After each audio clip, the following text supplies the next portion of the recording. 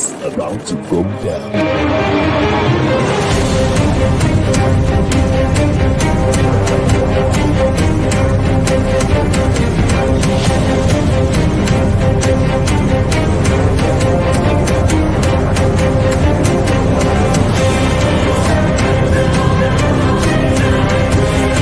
It's lovely pass, and there he turns cleverly. Can he find a finish? Oh, he can! Skilled by Joshua, and a return right hand. Good counter right. Bullen is hurt. Second right hand. That clipped him as well. Now he goes in for the kill. Well, Ricciardo is inching into the lead, and Ricciardo that win the Italian Grand Prix! Gonzalo running the floor.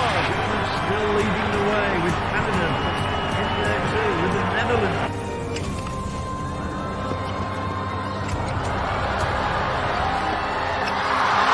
And Musa makes it 4 goals in 2 World Cup matches.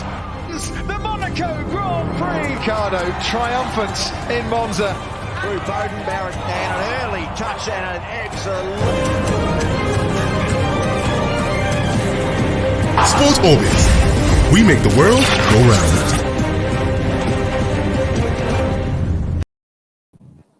Hello and welcome to Sports Orbit, and thank you for joining us. My name is Apacho, and Salif Usman is also here with me. Salifu, thank you. welcome to another wonderful episode of Thank you, Sports Alpha. Orbit. Thank you, Alpha. It's good to be back on the studio again. And of course, the AFCON is getting more and more interesting, more and more shocking results coming up. Yeah, more and more shocking results. We begin to see some people sharing tears, especially as our rivals here, the perennial rivals, the Black Stars. They could not lose. They were just dismantled. The stars couldn't shine. The Stars couldn't shine.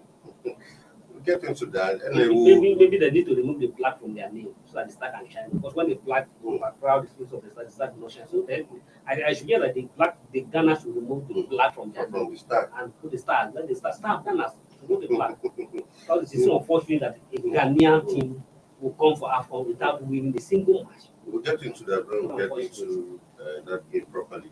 And then we'll start with Super Eagles game. As we all are aware, Super Eagles will be up against Guinea Bissau tonight in the final group game of Group D clash in that encounter. Although the Super Eagles are already through to the round of 16, but hopefully Super Eagles will be able to still put up another performance to finish with all points. And as a result of that, Chidozie Awaziem is back in training, and he might likely be fit for the game against Guinea Bissau. And Salifu, good news coming up. At least we have more options now with his return to full fitness. Yes, we are happy that he's back in full fitness, even though we didn't. I don't think we miss him. No, at all. I don't think we miss him in the first 2 months because Ola has perfectly holding that part of the competition very well. And if you ask me to shoot with him, and I still keep my mind on line. But he's good at his back on the team, and that also gives a line now some time to rest. Most especially that most match to this match is not all important for Super Eagles for my which is the matter. We still need to win. And like I was talking with my editorial before we get to the team, I was saying that no. When I was saying that the likely going to have a change of new squad, we're going to have a different entire team that like almost 70% of the player at the rest, the best match will be likely to be rest against.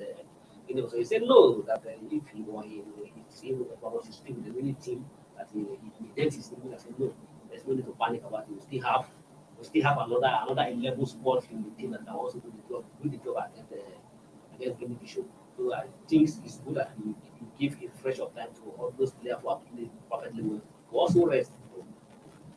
Well, like talking about the changes that Guawon might bring in your opinion, what do you expect? Do you expect like a complete overhaul, a new whole team, 11 players, or we should still see some injection of some of the players who have been playing from the first 2 matches? For me, I don't think I will be in support of a complete fresh 11, which he has the luxury to do that. But for the sake of cohesion, sometimes it's good to still leave some members of the team who have been winning games.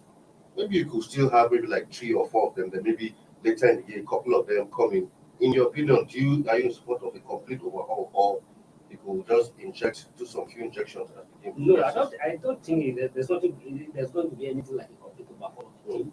I still believe that from what we have done, it's unfortunate that we are able to see the lineup for this match. The information that we have at the school is that from the back, we are going to see some injection into the team. Francis is going to start from the goalkeeping department. I still want to see Darren, he might likely also start. I would like to say that William Conquas, who is the captain or field captain, is still going to play. Kenneth Romero is still going to play. I still want to start That partnership. Wilfred is still going to play. Yeah. But I will likely boost that I will be interested in this match and work on him. Yeah, And absolutely. the fourth front, Kelechi Iheanacho is still going to play. But we still Peter Olayinka might come in. Peter Olayinka will come in for our The chicken might operate from the right flank. from the left, even this guy. Simon. Sugu is going to be Okay, rested. yeah, It's yeah. also going to be rested. And Simon is also going to be rested. So it's not going to be a complete, but at least it will be like 60% or 70%. But those teams, they will not be out of the team completely, but they'll still be on the bench. They will still come in. But if they still need to come in. But the good thing is that Super Eagles, I think we are blessed with the flow of score. We still have, apart from the first 11, apart from the first 2 11 that we played against Tunisia and against Sudan, we still have another second 11 who are also as good as first 11. Exactly. That is the beauty about this scoring Super Eagles sport. Well, still on Super Eagles and the game tonight, Guinea Bissau goalkeeper Jonas Mendes has come out to say that Guinea Bissau will be going all out to get a win against the Super Eagles. In fact, in some other publications, I saw the Guinea Bissau some of their players say they would rather die than lose to the Super Eagles. I saw it on social media, and of course, Nigeria, we are commenting. So Nigeria said, well, come to the pitch with 11 caskets. Come to the pitch with 11 caskets. So I'm like, well, since you rather die then, consider yourself dead already. So, I mean, they've been sounding very confident, like, look, we are going all out to do this. Don't forget that the Sudanese also sounded overconfident. We'll make sure we do this to the Eagles and all of that, but we all know how that story ended. Yeah, if the Guinea Bissau are signing confidence, I'm not surprised. But if you look at the ongoing Africa population, matches has also predicted to that fact. I think some team, for instance, yesterday was Comoros against Ghana. Ordinarily, Comoros have lost their first 2 matches. They lost their first 2 matches. But unfortunately, where everybody said that Ghana is going to beat them with 3-1, who are so confident that Ghana will definitely get to the next round. Beating Comoros will be a very difficult task for Ghana. But unfortunately, just 5 minutes into the match, Comoros to take the lead, and the Ghana they take the lead and they were to go down in the first half. Even Ghana came back in the second half, trying to relate the game, getting the equalizer, but unfortunately, Cameroon hit the third goal and ensure that Ghana packed their load and leave the AFCON in the LC. So I think that result also gave Guinea Bissau full of confidence that yes, in our first match, yes, we must have drawn our first match. Remember, the first match against them, they have every opportunity to have won that match. But it's not opportunity to go 1-13 Pele, who carried the penalty, but whatever Like Pele. So miss the penalty. And if you want the so I understand that Guapo understand this thing very well. And there's no need couplers against Ghana. You know that the Guinea Bissau are going to come to fight. So and if you watch their first 2 matches against Sudan and against Egypt, you also believe that they are not just a pushover. It's just that they are even a match against Egypt sweat hard before they were able to beat the Costa 1 goal scored by Mohamed Salah. So definitely, I think the Super Eagles squad understanding it very well. Despite whatever they say they are threatening, whatever they're threatening, I think the Eagles understand it very well and they are going to fight them ball to ball. Of course, in the other game, it will be Egypt versus Sudan. Also, Sudan will be hoping to record their first win, while Egypt too, will be hoping to go all out in this one to ensure that they get all 3 points. An automatic qualification. Do you know that even Sudan still have a very reliable chance No, of automatic qualification? That's what I'm saying. Yeah, So so it's going to be a very dicey clash. Because Egypt. Because and the Sudanese, being almost same region with Egyptian, they kind of understand each other. So I know it's But going. head to head, if you look at what happened at the last, just completed the Arab Cup in Qatar. No, The agreed. Sudan, No. the Sudan, what Washington. No, but agreed. Well, you look like Algeria, who won the title, but look how they are faring. So sometimes it's when you get to play a match. So sometimes when you meet again like this, the scenario might be different. You see some competitions when the first match you meet a team in the group stage, they whitewash you, and you meet again later, and you find it difficult. So not two games are the same. So for me, I'm expecting this to also be a very, very tough encounter. It's a tough place at the even the Egyptians will be able to do about this game. So it's going to be a very decisive platform. And just to remind you that these two games will be played at the same time, and that's on 8 p.m. Nigeria time. But if you are going to make any predictions for any of these, how will you predict? Well, if you ask me, if I'm to play that, I see Super Eagles coming up very on after top and there is a little bit of 2-0. I also see although Egypt is strong against Sudan, but it's obviously Well, predict you are right. For me, I see Egypt and Sudan playing out a draw. So, for instance, if Egypt and Sudan plays a draw, Egypt will still have a chance to qualify with Sudan also. okay. But Sudan yet to win the match. So Sudan needs to at least back 3 points in order to have any hope of qualifying. Guinea Bissau has a draw will still put Egypt. okay, draws will put Egypt through. So maybe one of Guinea Bissau, their first match was okay. That's the table right there. Guinea Bissau also has 1 point, same as Sudan. So for any of these teams, I think it's all out win for Guinea Bissau or Sudan to even have any hope of qualifying as one of the best. Any of the team must win. But Egypt, a draw will favor Egypt. The draw will favor Egypt. The draw will be enough for Egypt. Depending, no matter how, even though Guinea Bissau beat Nigeria, head to head, Egypt has a better head against Guinea Bissau because they are already beat Guinea Bissau. So even though Egypt, Guinea Bissau beat Nigeria, God forbid, I don't think this will happen. Egypt will still qualify. Mosala is yet to hold his goal scoring account. Yeah, come on, go. Okay, yeah, in the last match. So go against the Against Guinea Bissau. But do you see him increasing his tally in today's game? Well, Mo Salah is a player that we cannot have any time. Just about in the first 2 matches, only after just one goal, he couldn't play against the leaders and even against the Guinea Bissau. He also strong. Even against Guinea Bissau, he also strong against Guinea Bissau.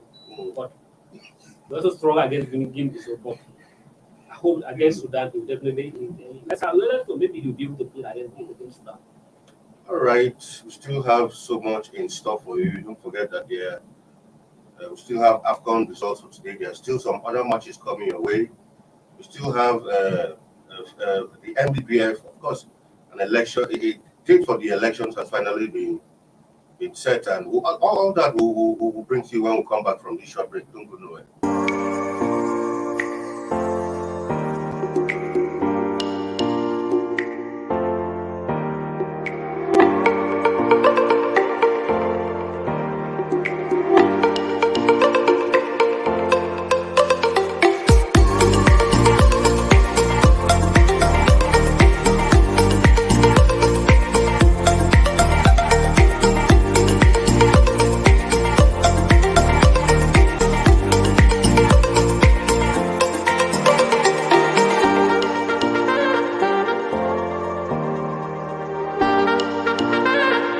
For sponsorship and advert placements, please contact 080-3688-6158. Last Word Leadership Podcast Studio. You have the last word.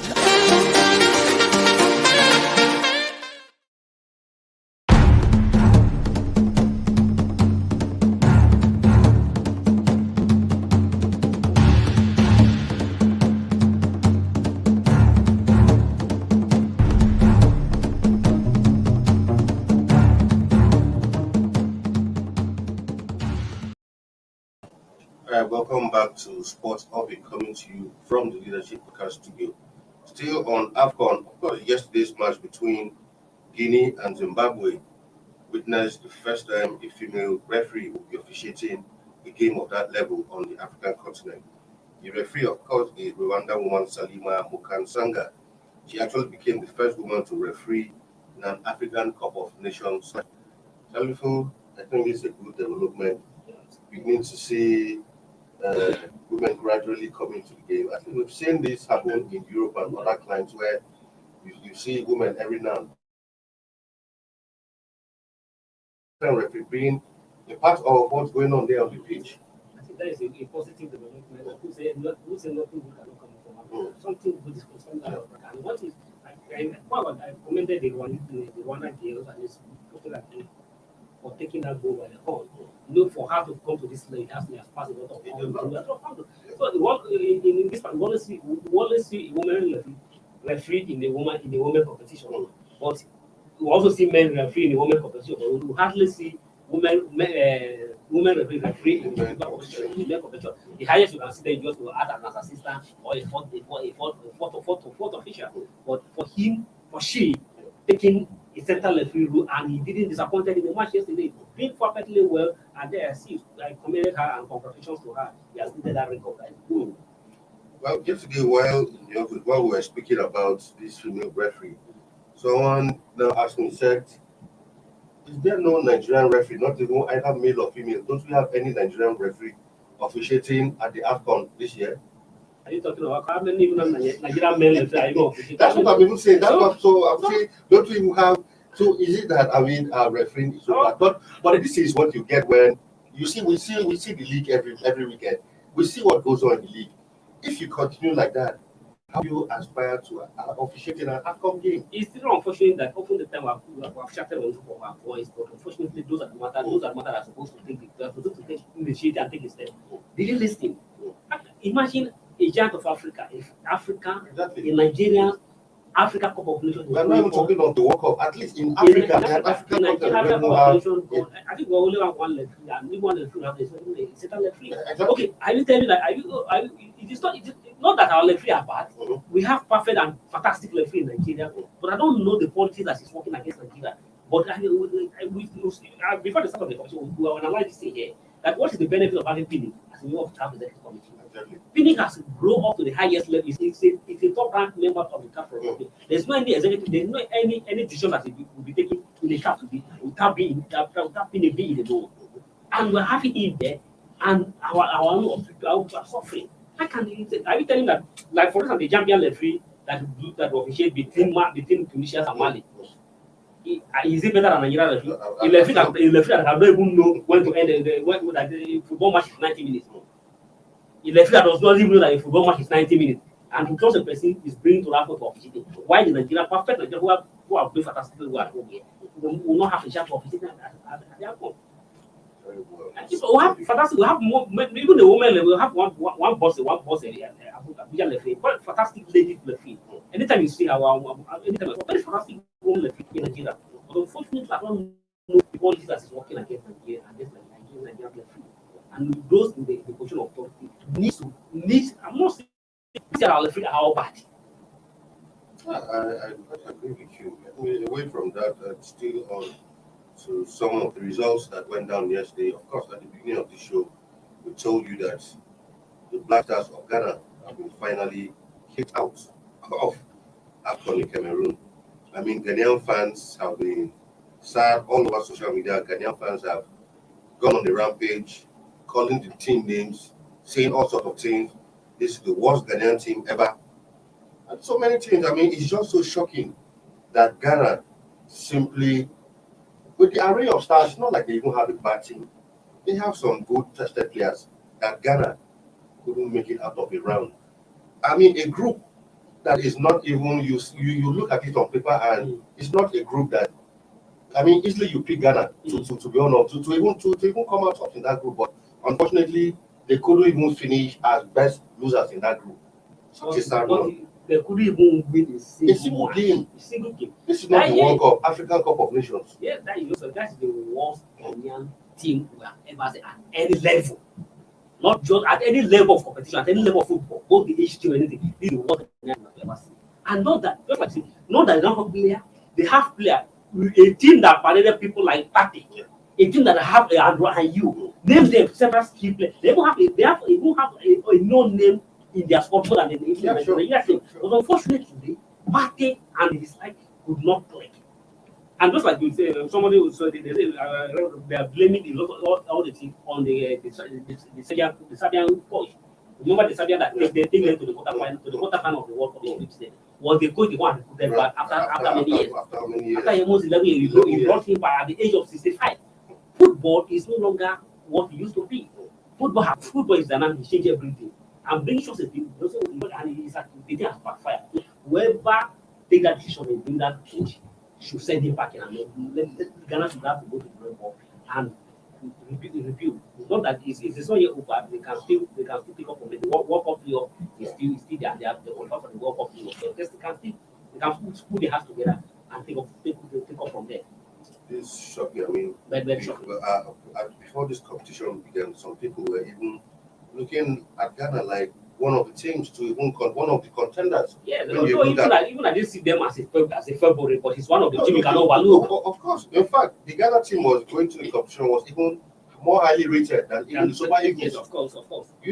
But it's also disappointing that football in Ghana has really fallen because Comoros, I mean, it's a tiny island, and coming to upset Ghana 3-2 was really. I was looking at one comment from a Ghanaian online, and he said what Nigeria was suffering, and Nigeria finally transferring them as well. We went from that onto basketball, where we're talking about Mark the Ball Championship. Officials, players have hailed the organizers of the competition as the quarterfinal matches begin. So far, you've been really following this competition. Briefly, how's your assessment of this competition? Yeah, fantastic from my own side of from our view. I think this is the best basketball tournament we have ever seen in recent times. I think the organization is so powerful. If you go to the indoor sport form, you know that something is happening. Even just the entrance, the hundreds of people you see around tell you that there's an event going on, and for the first time, it's all body. So it's all body. Even the screen board, everything is working perfectly, and the players, everything are motivated. Like one of the players said, this is the first time in her career as a basketball player that even they are winning awards and their bonus get to them immediately after the match and go straight to their account after the match immediately and community organizers and at least those the brain behind those teams behind this competition and sort of doing well and trying to close the gap in the absence of the crisis in the basketball for those that we don't have to be for at least for the last 4 years there's no basketball league in the country and those guys those guys behind this are fantastic done a fantastic job. The hope is to be coming to sustain this moment. Just like the organizer, the initiator of my coach of man, I said he will ensure that this according to him, after this women round of discussion, we are going to witness the main battle of the competition, which is going to last for 3 months. Nice development coming in the quarter-final matches will begin. The IGP Queens will be up against First Bank of Lagos. Air Warriors Abuja will face Kada Angels of Kaduna, Sunshine Angels of Akure versus Plateau Rocks of Jos, MFM of Lagos versus Nigeria Customs. Nice pairing. These are all very top teams when it comes to female basketball in Nigeria. And in the same vein, still onto basketball, the NBBF election has been confirmed that the elections will hold on the 31st of January in Abuja. The source who had disclosed this to leadership last night said that the letter dated was written and directed by FIFA and recommended by the NBBF Constitution Committee. So finally, there's a date for this election. Are we really certain that something won't come up again to disrupt the date of this election? We already know how the crisis has affected one of our top teams already in the country. So I think it's high time this election hold. And we move on from there and see how we can put our house when it comes to basketball in the country together. Yeah, it's like putting. Yes, just we can't pretend that all is well. Yeah. But we can't continue to live in the idols of the crisis because definitely the game has to go forward, has to move forward.